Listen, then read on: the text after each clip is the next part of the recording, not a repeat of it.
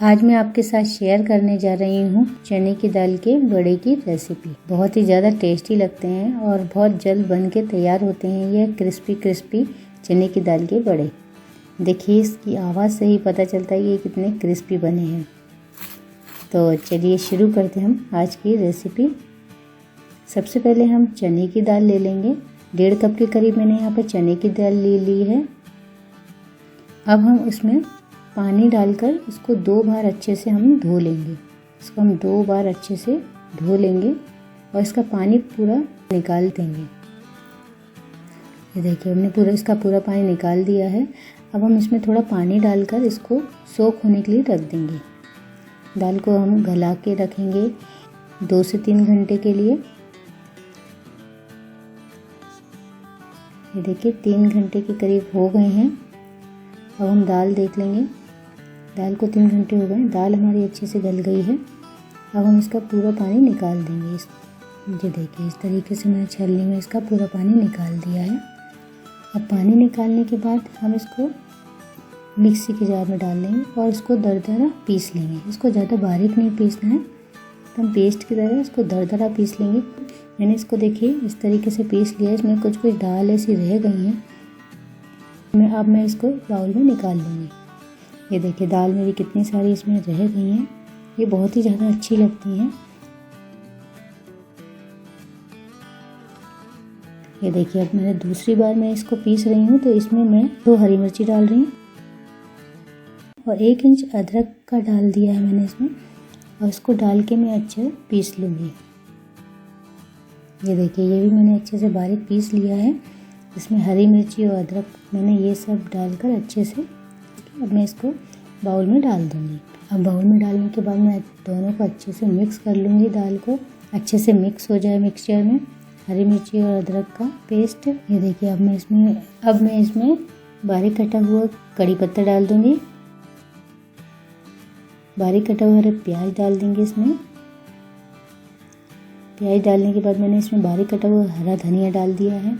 हरा धनिया डालने के बाद मैं अब इसमें जीरा डाल दूंगी। इसमें आधी चम्मच के करीब आधी चम्मच सौंफ डाल दूंगी। इसमें सौंफ से बहुत अच्छा टेस्ट आता है, तो आप ज़रूर डालिएगा। और मैंने यहाँ पर हल्दी डाल दी है 1/4 टीस्पून के करीब। 1/4 टीस्पून के करीब मैंने यहाँ पर लाल मिर्च डाली है। आप अपने स्वाद के अनुसार कम या ज़्यादा कर सकते हैं। और स्वाद के अनुसार मैंने इसमें नमक डाल दिया। नमक डालकर हम अच्छे से पूरे मिश्रण को अच्छे से मिक्स कर लेंगे। हम इसको हाथ से अच्छे से अब मिक्स कर लेंगे, ताकि जो हमारी सारी चीज़ें अच्छे से मिक्स हो जाए।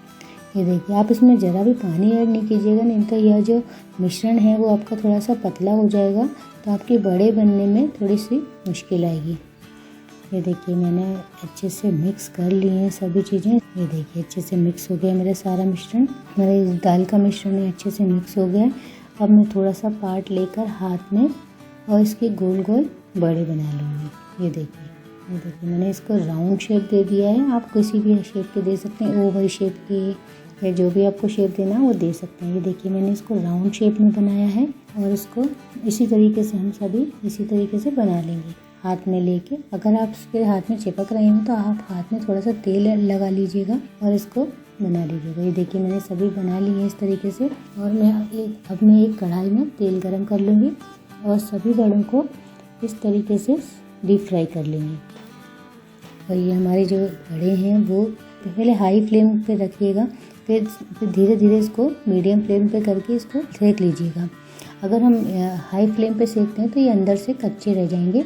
हम इसे मीडियम फ्लेम पे सेकेंगे ताकि जो हमारे बड़े हैं वो अच्छे से अंदर तक सिक जाएं।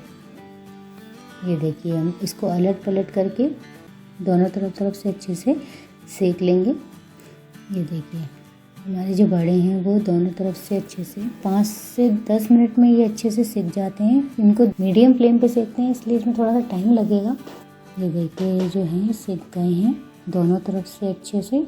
ये देखिए इनका जो कलर एकदम ब्राउन हो गया है। अब मैं इनको एक एक करके एक प्लेट में निकाल लूँगी। बहुत ही ज़्यादा बढ़िया सिक के तैयार हुए हैं हमारे बड़े। आप इसी तरीके से सभी बड़ों को इस तरह से कर लीजिए और एक प्लेट में निकाल के सर्व कीजिए इसको। ये देखिए हमारे बड़े बिल्कुल बनके तैयार हैं। ये देखिए आवाज़ से ही आपको पता चलेगा कि कितने क्रिस्पी बनके तैयार हुए हैं।